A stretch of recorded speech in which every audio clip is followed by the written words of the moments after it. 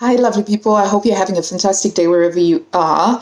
I was just editing the video, and unfortunately, something weird happened with the sound and the visual. So the sound is out of sync, which is really quite frustrating. I just have to make sure that I get myself a better microphone. So thank you so much for bearing with me on this for today's vlog. I will try and sort something out for the next vlog when we pick up. Otherwise, enjoy yourselves. There's a lot of useful information and tips and tricks especially on how to transfer markings for pleats very accurately without using the tacking method. I'll see you next time, guys. Thank you. Bye. Hello, lovely people. We're about to go up into the sewing cave now to pick up from where we left off with the dress. Hot cup of coffee there.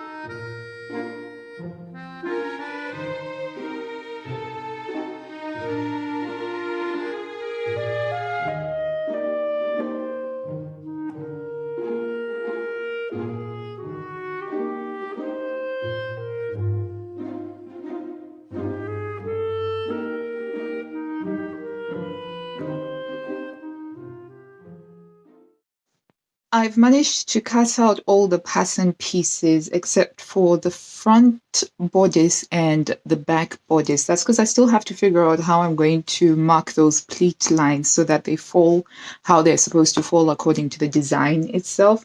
So for now, whilst I'm still churning away, I'm going to pin out the darts. So that's something that I like to do straight away after cutting, and I've marked my darts or my pleats. I just pin them straight away, and then the pattern pieces sit waiting to be sewn with all of the darts already pinned out.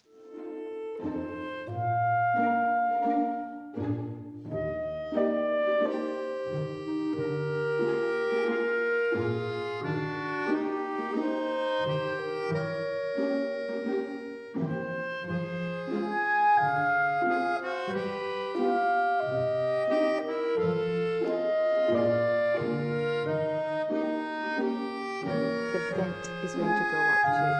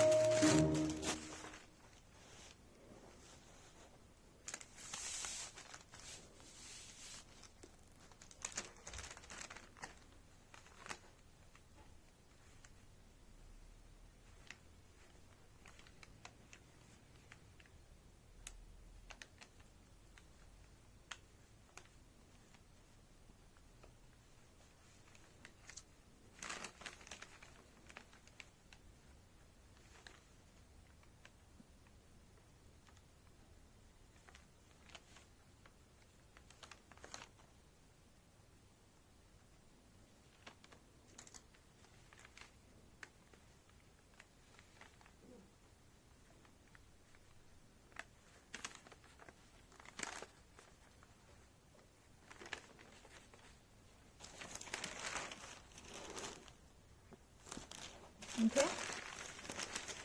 So the direction of the pleats is on the face, on the right side of the fabric. So you have on the other side, right, they'll be going like so.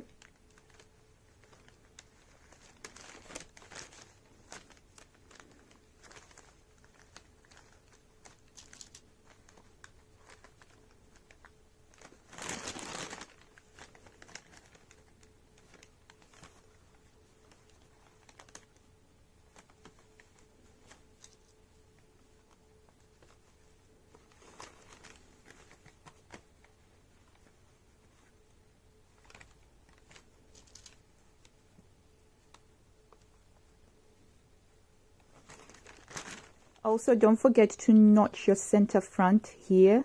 Always notch that because it makes it easier for you to attach your skirt to your bodice and making sure that they match up at the center front. Now I have to do the bodice back, which is cut on a fold, and the bodice front, which has got two separate pattern pieces. Okay, it's very important to mark these placement and fold lines accurately because those are going to form that pleat that makes this dress a distinguishing feature.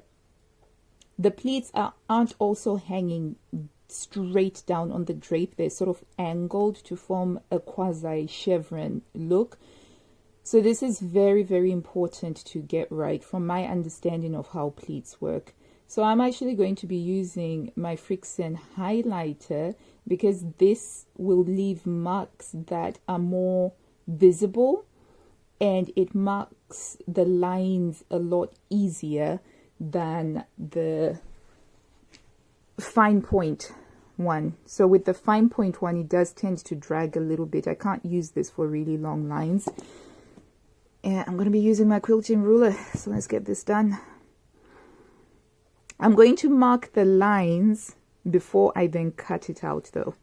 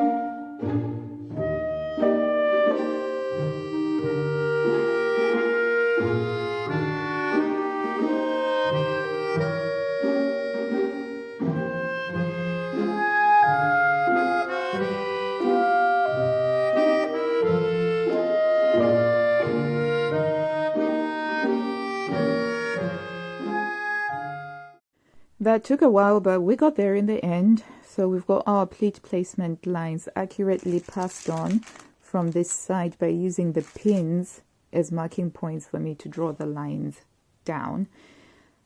So now we have to go do the 2 front pattern pieces. Going to be the exact same thing, which is going to take ages to do. Yeah.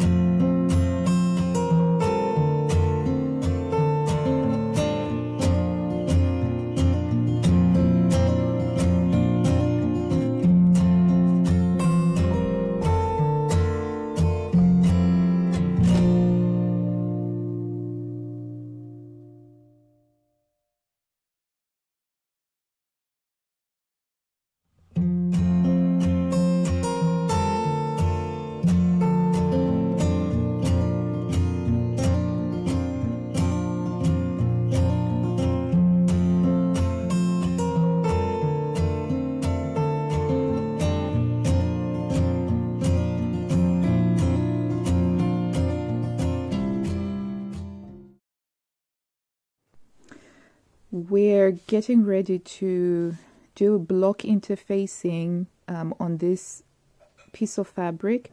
We're going to get 2 pieces for the button placket, both of them interfaced, and we're also going to get the interfaced cuff pattern pieces from here. The cuff pattern pieces are drafted yourself, and I'm using 24 by 13 centimeters.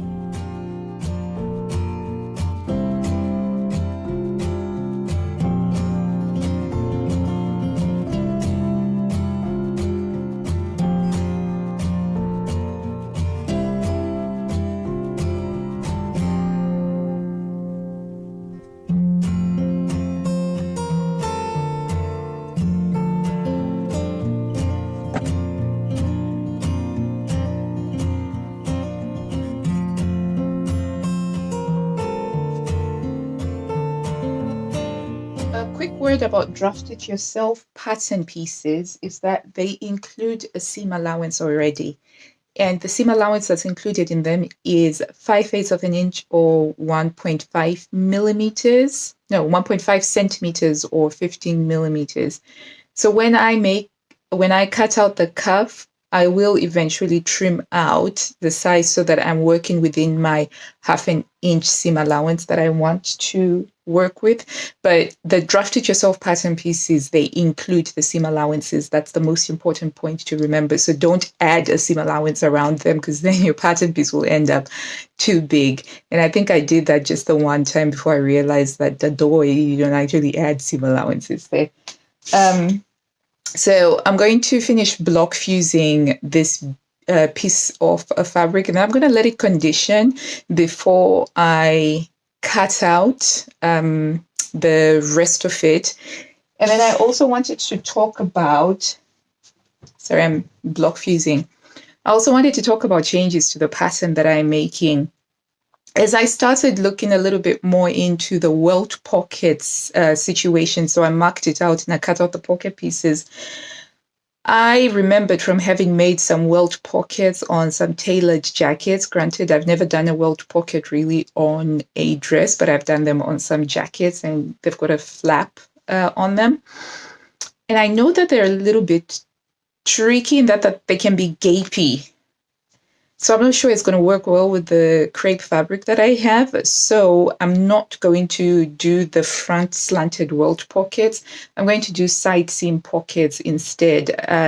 Just over the last couple of days, as I was trying to think about the logistics of how I can give them the stability so that they don't gape, I actually realized that it's either I would have to interface the whole front of the fabric, because wherever you make a welt pocket, you have to interface the bit that you're going to cut into. And with my fabric, when I interface it, there is a difference between the drape of the interfaced section and the non-interfaced section. So it would have just held a bit more stiffness than what I am imagining.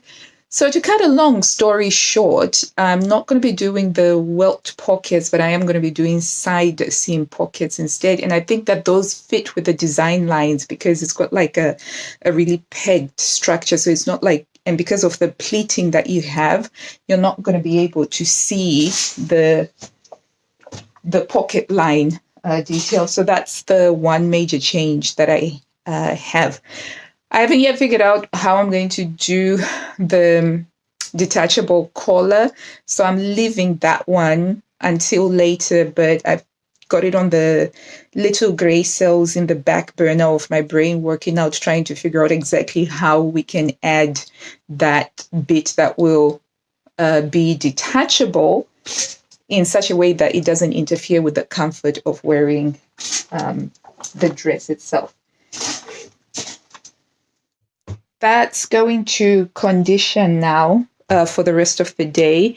My next task is to clean up all of the leftover, because I'm not going to be doing any more cutting out. I'm done with cutting that out.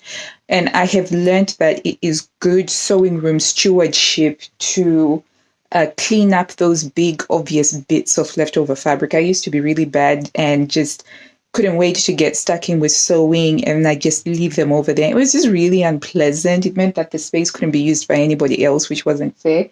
So that's the thing that I'm going to do now. I'm just going to clean all of that stuff up so that it's ready for the next cutting out project when I'm done with that.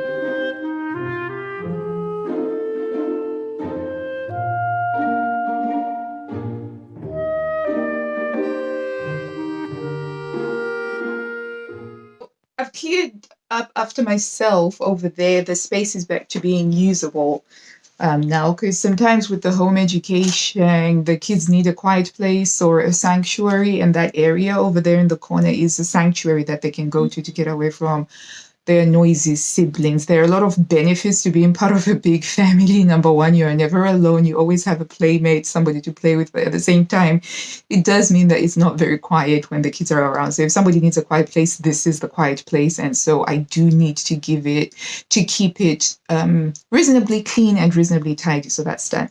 The other thing that I wanted to share was how I manage sewing projects. So I have this plastic rectangular box, which I picked up from my from my kids' primary school. They were throwing these out because they were upgrading stuff, and I picked up quite a few of them. Some of them I use in my gardening, when I've got seedlings and I've got seed pods, and it's like a tray for that.